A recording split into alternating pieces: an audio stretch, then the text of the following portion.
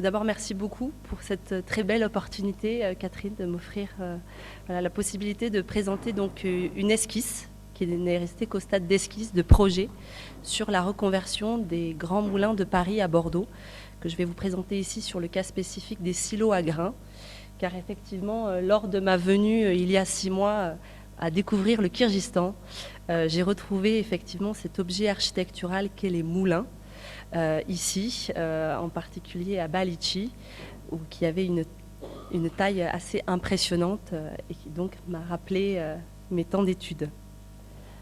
Ma présentation va s'organiser sous forme de 2 phases.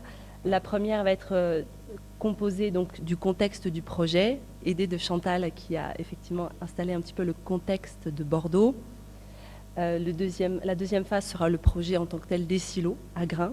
Comment les reconvertir, ce n'est qu'une proposition.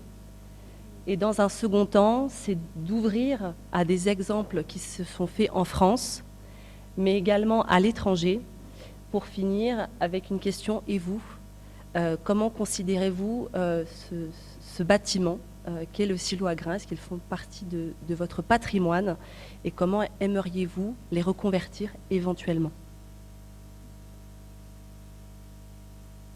Donc l'exemple est à Bordeaux, comme l'a présenté Madame Calais, donc dans une zone effectivement de friche urbaine, industrielle, donc d'un ensemble de bâtiments, de corps de bâtis qui forment les grands moulins de Paris à Bordeaux.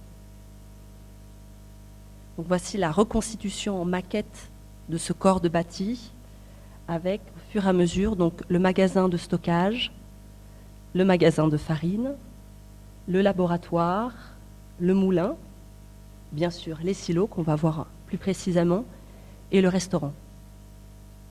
La question s'est posée de se dire que faisons-nous si l'activité de ce bâtiment s'arrête, sachant qu'il a une place prédominante au niveau du territoire bordelais, il est vu de partout.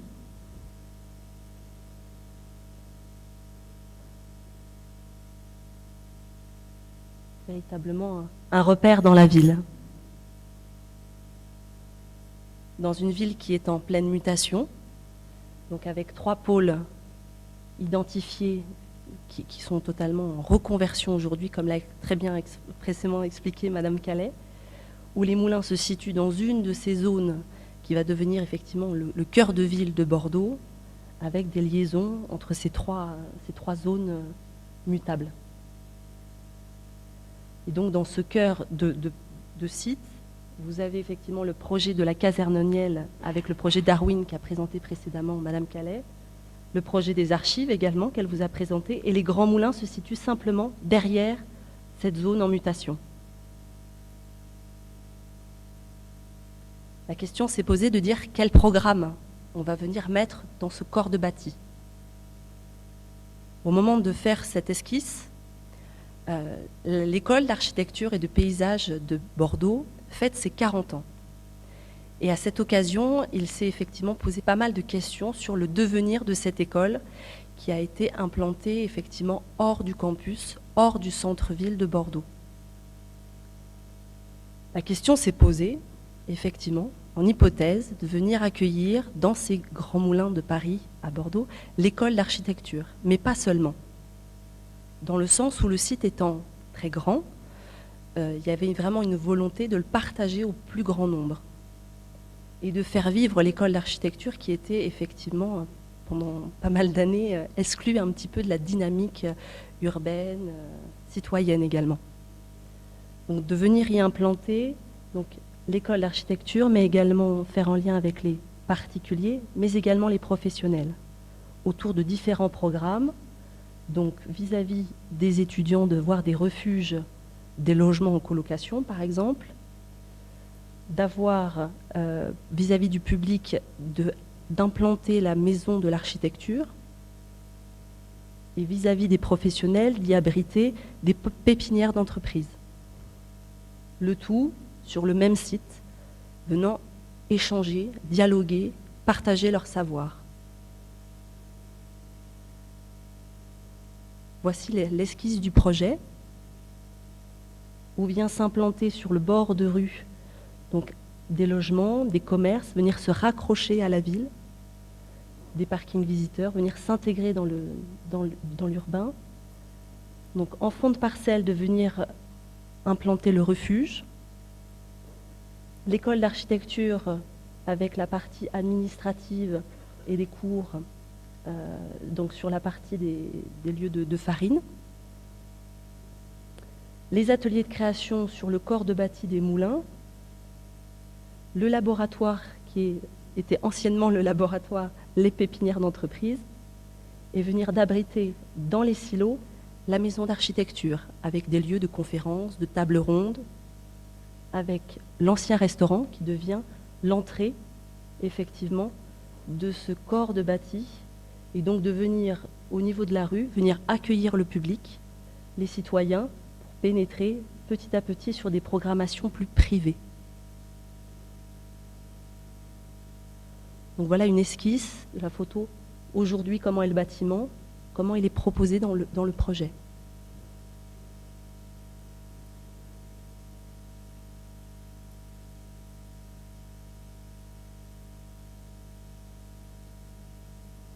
Donc voilà le contexte qu'on a aujourd'hui aux abords des Grands Moulins, des sites totalement en friche, épurés, qui n'attend que la mutation de la ville.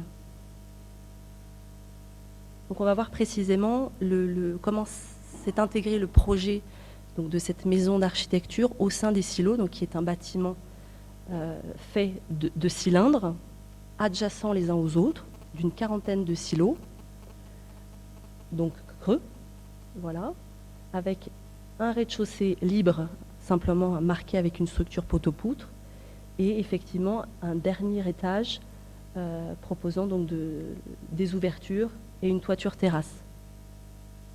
Le projet consiste en gardant la structure extérieure, de garder la ceinture du bâtiment, venir la creuser, l'évider, pour y implanter une structure poteau-poutre qui va accueillir les futurs planchers de la programmation.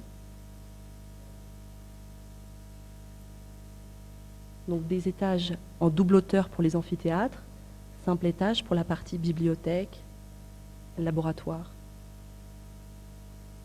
Le projet se veut, on va dire, le plus sobre possible, garder l'identité donc des silos, simplement de marquer effectivement une verticalité vis-à-vis de la circulation, des circulations verticales avec un système de meurtrière pour l'alimenter en lumière.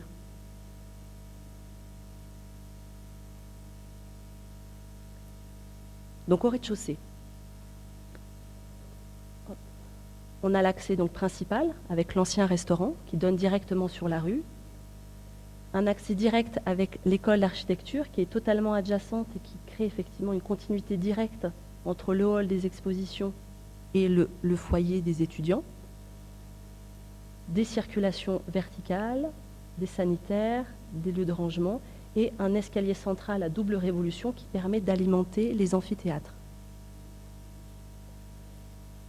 Au sein de cet escalier à double révolution, une volonté de verticalité, de perspective visuelle pour montrer un petit peu l'empreinte du silo. Outre ces éléments qui segmentent le rez-de-chaussée, le reste est totalement libre pour pouvoir accueillir des expositions temporaires d'étudiants ou d'autres manifestations. L'entonnoir à la base des silos est conservé pour vraiment couronner le plafond de ce rez-de-chaussée.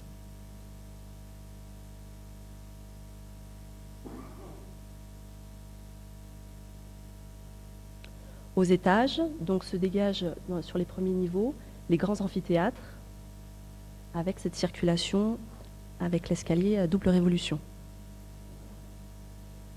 Ces amphithéâtres peuvent accueillir entre 250 et 340 places. Et ensuite, ce sont des escaliers secondaires qui vont alimenter toute la circulation des autres niveaux.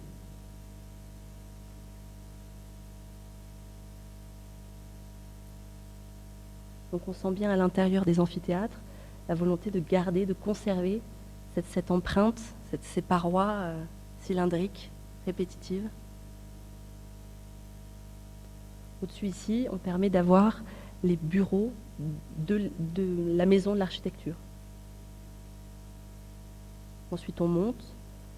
Les amphithéâtres sont donc sur 2 niveaux, avec 2 accès pour fluidifier les flux d'étudiants ou du public. Au 3e niveau, ça permet, sur le même principe, mais des amphithéâtres qui sont plus petits.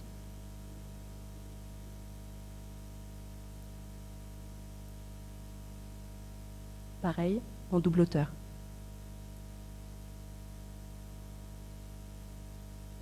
Sur ce 5e niveau, on vient implanter les boxes de travail.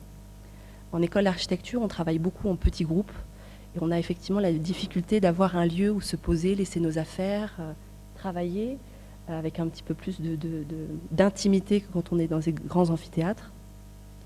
Et donc, j'ai proposé d'installer donc les fameux boxes de travail tout en gardant l'empreinte du silo. Donc l'organisation de l'espace, c'est toujours donc, de garder ces parois cylindriques et de venir segmenter, sous forme de box, des parois vitrées qui viennent organiser l'espace.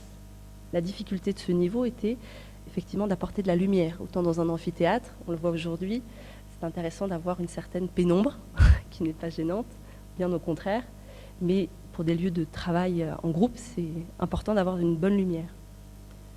Donc le projet, effectivement, s'est posé la question de venir l'alimenter donc sous forme de verrière au-dessus de la tête des silos, sans embêter entre guillemets l'image de la façade extérieure, ou également de percer donc la boîte qui surplombe ici, qui est en programmation la bibliothèque, ou également venir faire des percées lumineuses, des canons de lumière depuis la terrasse. Et donc du coup qu'on aperçoit quand on est dans ces boxes de travail cette perspective cylindrique au-dessus de nos têtes. En bout de ces silos est proposée une grande salle avec effectivement un système de verrières portant la signalétique de l'école d'architecture comme un symbole, une marque dans la ville. Ici se développe sur le 6e et le 7e niveau la partie médiathèque, bibliothèque, toujours sur le même principe, donc un espace assez libre et ponctué de ces fameux canons de lumière. Des grandes banquettes d'échange sont implantées, également des zones d'archives. On conserve toujours la grande percée visuelle qu'on a vue au départ qui vient du rez-de-chaussée au cœur de cet escalier à double révolution et qui pénètre ici dans l'espace de la médiathèque. Les livres sont entreposés autour de ces canons de lumière, protégés bien sûr par un film pour ne pas abîmer les ouvrages, mais qui vient vraiment épouser cette paroi cylindrique. On a la même chose du coup au 6e étage, mais sous forme de mezzanine, ponctuellement, qui vient apporter des espaces de lecture. Et également, grâce à la verrière, une vue imprenable sur les quais et Bordeaux.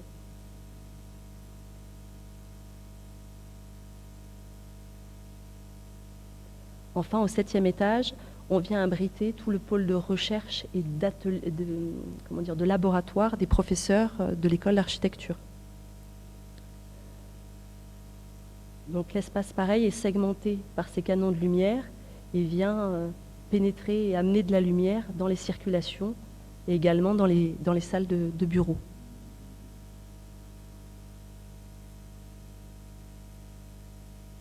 Enfin, pour finir, la terrasse devient totalement accessible à l'ensemble des utilisateurs et des citoyens,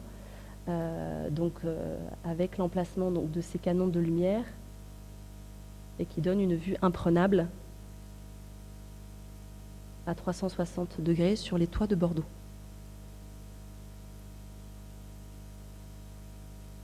Donc en coupe, on retrouve le même principe de marque verticale et la stratification des différents programmes que je vous ai énoncés.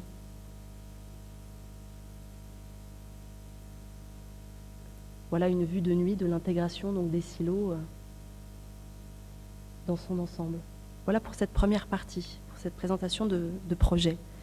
Donc du coup, je me suis intéressée à des projets qui, eux, pour le coup, ont été réalisés.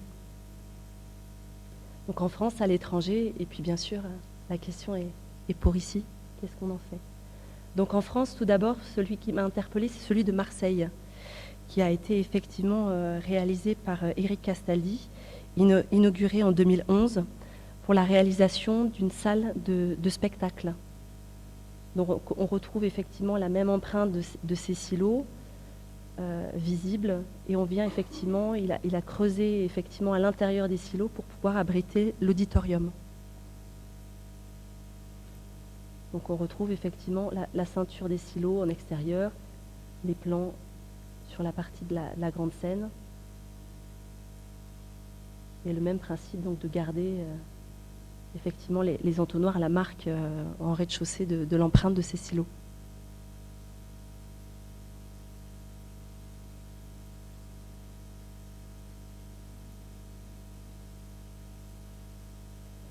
Également, en me baladant un petit peu, on peut observer à Rosario, en Argentine, un quartier rempli, pour le coup, de silos à grains. C'est une zone effectivement à forte production céréalière.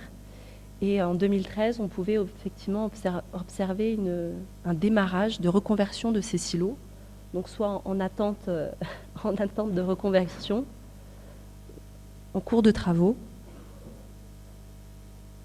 et également donc là une proposition d'un hôtel de luxe au sommet de ces silos. Ou ici, pareil, sur les berges de la rive du Rio Panania, un musée d'art contemporain. Également, un autre projet, ici en Afrique du Sud, sur la ville du Cap. Le projet a été réalisé de faire également un musée d'art contemporain.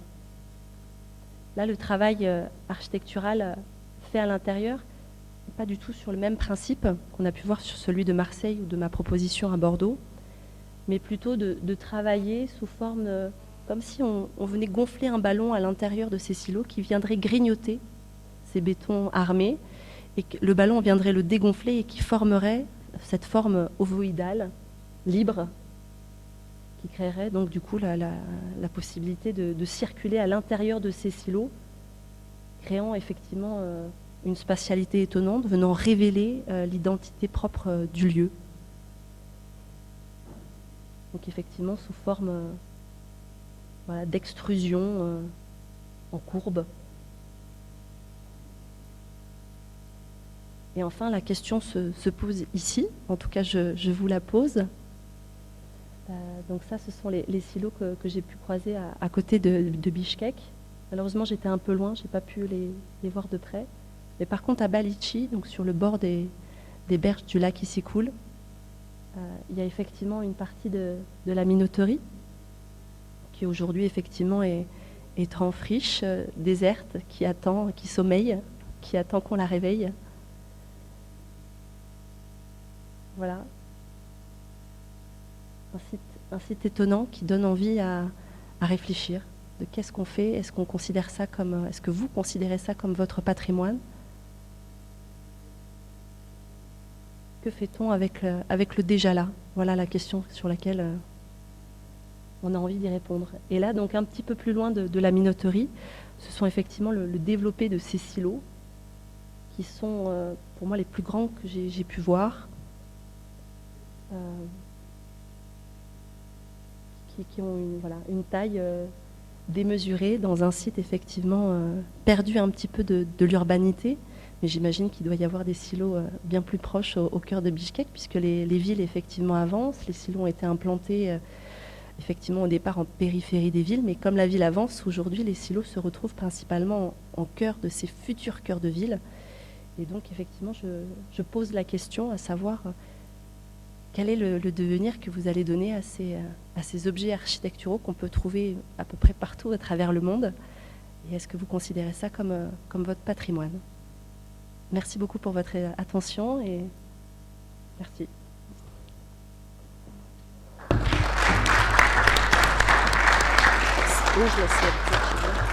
Merci Marie.